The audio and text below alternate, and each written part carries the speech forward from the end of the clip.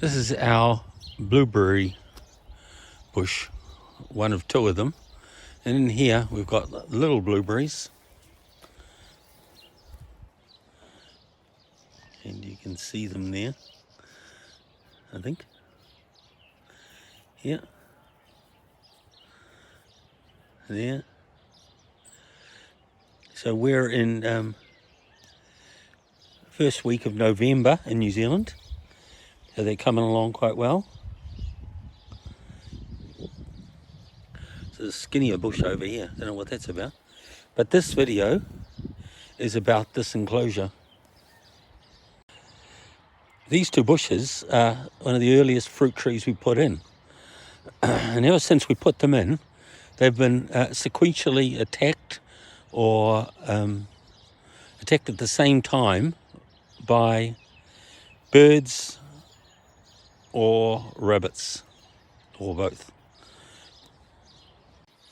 So I've got sick of that and getting so little for so much effort. So I've built this permanent enclosure that will defeat both birds and rabbits. Dogs don't generally like blueberries. So I've made it with plastic coated wire mesh and dug a little ditch around the outside and pressed it into the ground, put some dirt on top of it, and then made this cover out of the same thing, out of here, somewhere here, and it like a lid over the top. And this side has got 3 catches on, so you can lift it open like that to get them in there. The other side over there is tied on, and that should defeat both of those, but still make it relatively easy enough for us to get in. One of the issues we had with birds is that they would get under the netting on the ground. These blueberries, I think, are low bush. Well, they're low bushes, so let's go with that they're low bushes.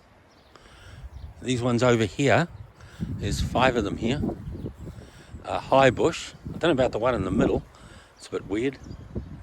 But these are big producers, and it's very hard to keep birds out of here.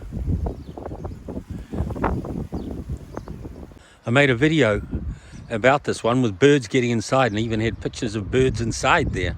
I've put a link in the description to that video. We went along to a Tree Crops Association meeting, and somebody gave the brilliant idea that up to about this height, 500 millimeters say, put wire mesh embedded into the ground. Because I used to put on the netting, and I would use these bits of wood to try and hold them down, but the birds, particularly blackbirds, would still get underneath. They are really, really smart. And then I came to the conclusion they were actually biting holes in it to get in. Unbelievable. But they won't be able to do that to the mesh that's sort of hanging up in the air. I don't think they're up to that. And they won't be able to get through the mesh embedded into the metal mesh embedded into the ground. And we've got a lot of blueberries here.